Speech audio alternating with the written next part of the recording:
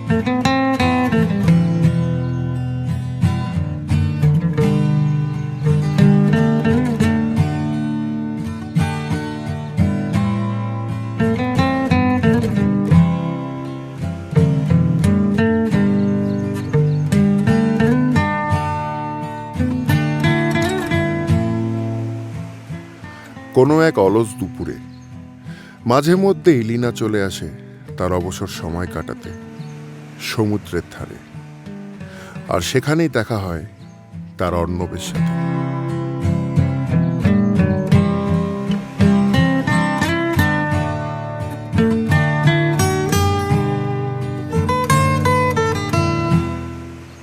কেমন আছো লীনা? তুমি এখানে এ সময়? আমি তো এখানে প্রায়ই আসি, পাশেই ক্যাম্পাস, তাই পড়ানোর ফাঁকে সময় পেলেই সমুদ্রে চলে আসি। সমুদ্রে তুমি যাবে লীনা?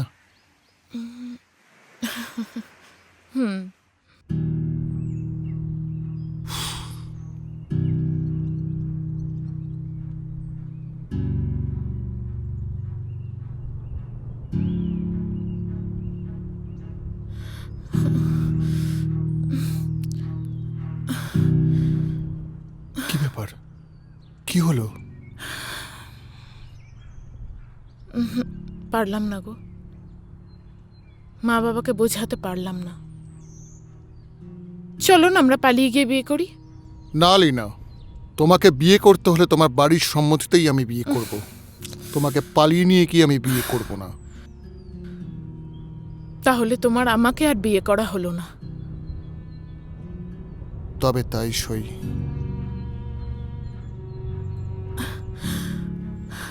ঠিক আছে, আমি যদি অন্য কাউকে বিয়ে করি তাহলে কিন্তু আমি তোমায় অন্য কাউকে বিয়ে করতে দেব না। আর তুমি যদি কোনোদিনও অন্য কাউকে বিয়ে করো তাহলে তুমি আমার মরা মুখ দেখবে। লীনা, একটা সময় এমন ছিল যখন অর্ণবকে এক মুহূর্ত না দেখতে পেলে পাগল হয়ে যেত লীনা। কিন্তু লীনার বাড়ির অমত থাকায় তাদের সম্পর্কটা একেবারেই ভেঙে যায়। তা বিয়ে করেছো তো নাকি?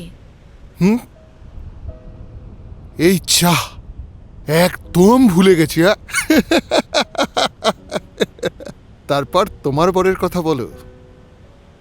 তোমার বাবা মা তো আমি এনারাই পাত্র নই বলে আমার সাথে বিয়ে দিলেন না। সুশোভন 3 বছর লন্ডনে থেকে এখন এখানেই সেটেলড। খুব ভালো। তুমি বিয়ে করলে না কেন? ওই যে বললাম, একদম মাথায় ছিল না। ভাঙবে তবু মচকাবে না বলো। সেই এক গুয়ে রয়ে গেলে। পুরনো প্রেমিকা বিয়ে করেছে বলে নিজের বিয়ে করাটাই হলো না। এই কথাটা বললে মাথা কাটা যেত না?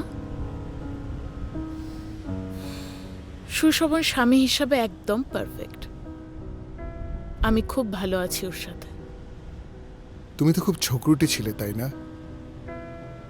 এখন নিশ্চয়ই ঝগড়াটা খুব মিস করো। আমি যতদূর জানি পারফেক্ট ছেলেরা ঝগড়া করতে পারে না। ঝগড়া করাটা এমন কিছু বড় ব্যাপার নয়। তা ঠিকই বলেছ, কিন্তু ম্যাডাম, এত ভালো বর পেয়েও এই একগুয়ে বদমেজাজি ঝগড়ুটে ছেলেটাকে ভালোনি দেখছি। কিন্তু সেটা কোথায় দেখতে পেলে? তোমার কপালে। লীনা ভাবল, ইস, ধরা পড়ে গেলাম। তোমার কপালে ওই কালো টিপের উল্টো এই অক্ষরটাই বুঝিয়ে দিচ্ছে আজও তুমি আমাকে ভুলতে পারোনি, তাই না? ঠিকই তো বলেছে অর্ণব, এটাই তো লীনার রোজকার অভ্যেস, আমি চলি, বুঝলে? যা কখনোই ভোলেনি লীনা। কিন্তু যাওয়ার আগে একটাই কথা বলবো, একা থেকো না। আমাকে কেউ একজন বলেছিল আমি বিয়ে করলে তার নাকি মরা মুখ দেখতে হবে। সেই ভয়ে তো আর বিয়েটাই করা হলো না। কিন্তু জানো, এখন বড্ড আফসোস হয়, তখন যদি কথাটা শোনার পর তাকেও সেম টু ইউ কথাটা বলতাম, তাহলে হয়তো আজকের এই দিনটা দেখতে হতো না, তাই না লীনা?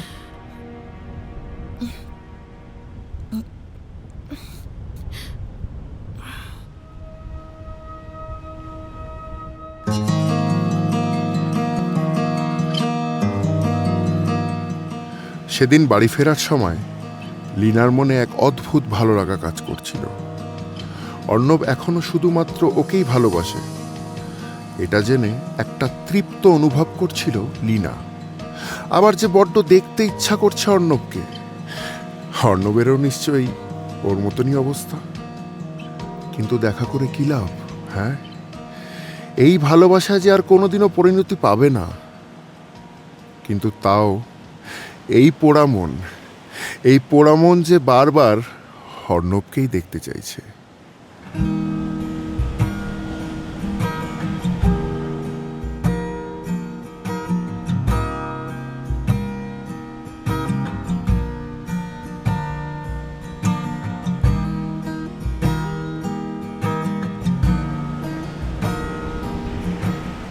আজও সমুদ্র দেখতে না আমায় দেখতে? বই গেছো তোমায় দেখতে। তা তুমি এখানে কি করছিলে শুনি? তোমার অপেক্ষা। আমি জানতাম তুমি ঠিক আসবে, কেন আসবো আমি? কারণ আমাদের ঝগড়া তো শেষ হয়নি। তোমাকে তো আসতেই হতো। না, আজ আর ঝগড়া করতে ইচ্ছে করছে না। আজ বরং গল্প করি আমরা। কতদিন কথা হয়নি আমাদের। তোমার মনে আছে আমি যখন তোমার কাছে সিনেমা দেখতে যেতে চাইতাম, তুমি কি রেগে যেতে আমার উপর? কারণ তুমি যদি সিনেমা দেখো তাহলে আমায় দেখবে কখন? তুমি তো জানো আমি খুব হিংসুটে ছিলাম। তাহলে আমার বিয়ে ঠিক হওয়ার পর কেন হাত ধরে টেনে আনলে না নিজের কাছে?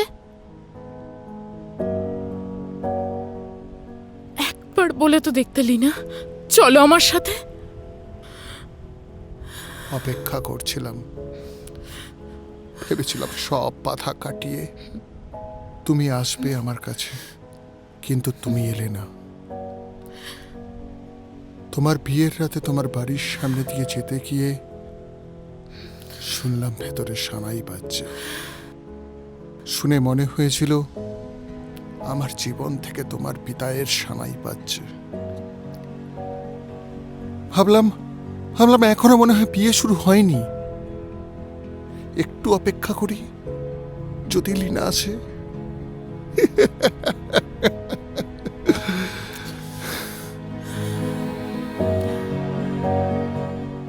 কিরকম বোকা ছিলাম না আমি? আর আমি ভাবছিলাম তুমি আসবে আমাকে নিতে।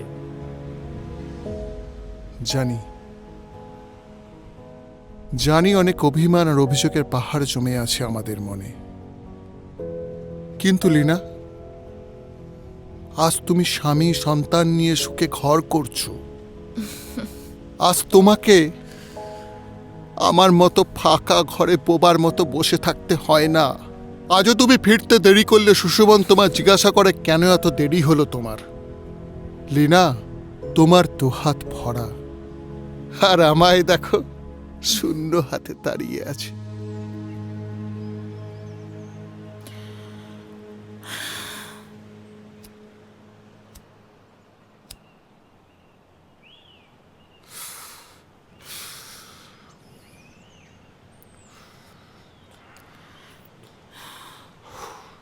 আমায় পারলে ক্ষমা করো অর্ণব। ঠিক বলেছ, আজ আমার কাছে সব আছে, কিন্তু কোথাও না কোথাও তুমিও আছো আমার কাছে।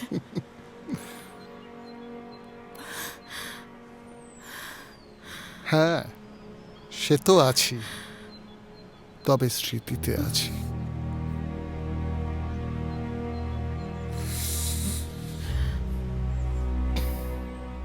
সুশোভন তোমার বর্তমান, আর আমি প্রাক্তন। সুশোভনকে ছেড়ে কোনোদিনই তুমি আমার কাছে আসতে পারবে না, আর এটাই কঠিন বাস্তব। আমরা একে অপরকে দেখে দীর্ঘশ্বাস ফেলা ছাড়া আর যে আমাদের কিছুই করার নেই লীনা।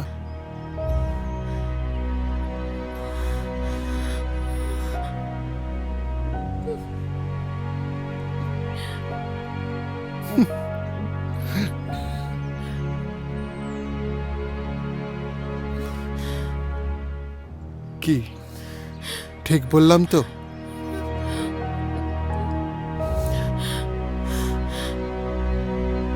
দু সেকেন্ডের জন্য অর্ণব লীনার হাতটা ধরে। এই 2 সেকেন্ড লীনার মনে হয়েছিল যেন সময় থমকে দাঁড়িয়েছে। একটা পুরনো চোরা টান ওকে আষ্টে পিষ্টে বাঁধতে চাইছে, কিন্তু তার পরক্ষণেই মনে হয়েছিল সুশোভনকে ঠকাচ্ছে না তো। এই ভেবে হাত ছাড়িয়ে নিয়েছিল লীনা। অর্ণব জোর করে ধরে রাখেনি। ঠিক পরের দিন শুধুমাত্র অর্ণবকে দেখার জন্যই লীনা আবার সমুদ্রের ধারে যায়। যদি আবার দেখা হয়ে যায়,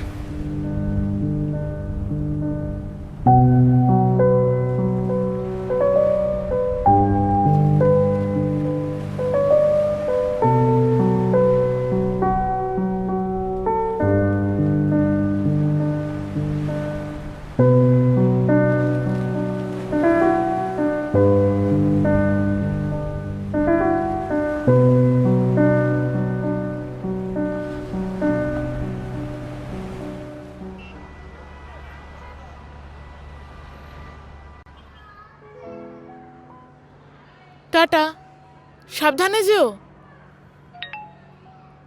দুগ্গা দুগ্গা।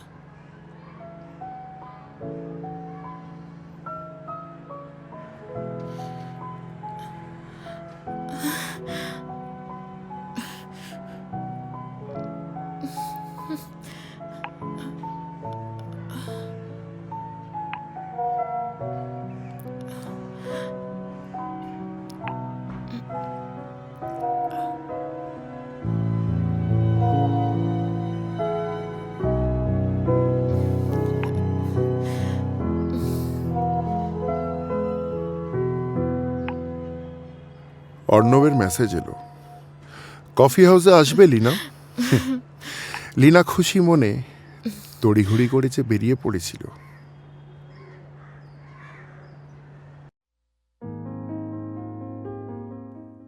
আজ ইচ্ছা করেই কপালে উল্টো এ অক্ষরে টিপ পড়েছিল লীনা।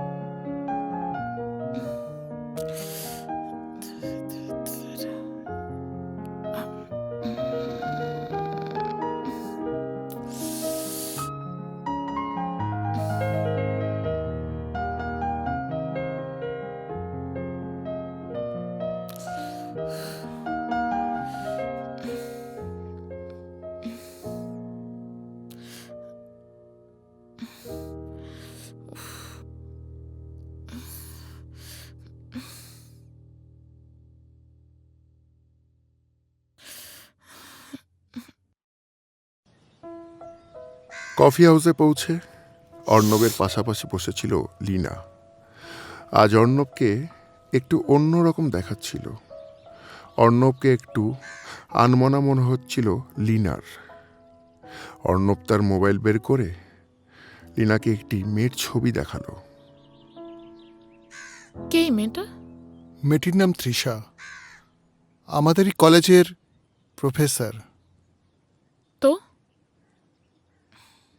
সেদিন বাড়ি ফেরার পর তোমার শেষ কথাগুলো ভাবছিলাম, তাই ঠিক করলাম এই তৃষাকেই আমি বিয়ে করব।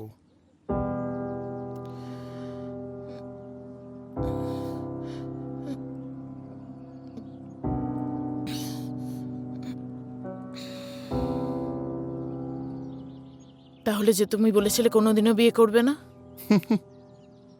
তোমাকে দেখেই তো ইচ্ছে হলো, তাই ভাবলাম এই তৃষাকেই বিয়ে করব। দিনের শেষে বাড়ি ফেরার পর কেউ অন্তত একজন তো থাক যে শুধুমাত্র আমার জন্যই অপেক্ষা করবে।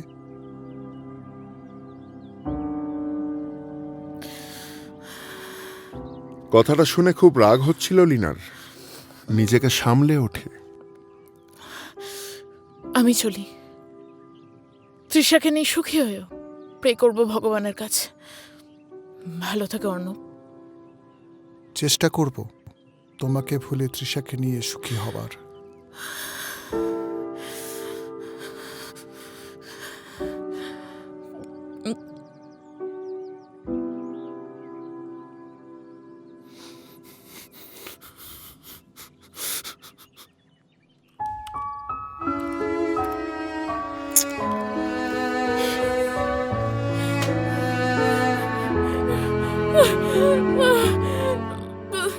কে এই মেয়েটা?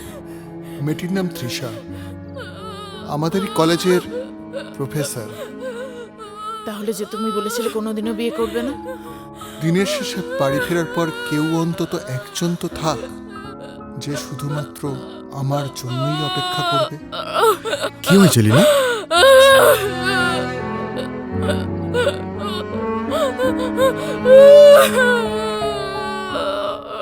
সুশোভন তোমার বর্তমান আর আমি প্রাক্তন। সুশোভনকে ছেড়ে কোনোদিনই তুমি আমার কাছে আসতে পারবে না। আমরা একে অপরকে দেখে দীর্ঘশ্বাস ফেলা ছাড়া আর যে আমাদের কিছুই করার নেই লীনা। তোমার সব দুঃখ কষ্ট আমি জানি লীনা। তাই আজকে থেকে তোমার সব কষ্টগুলো আমি নিয়ে নিলাম। কেঁদো না লীনা, আমি তোমার সাথে সারা জীবন থাকবো।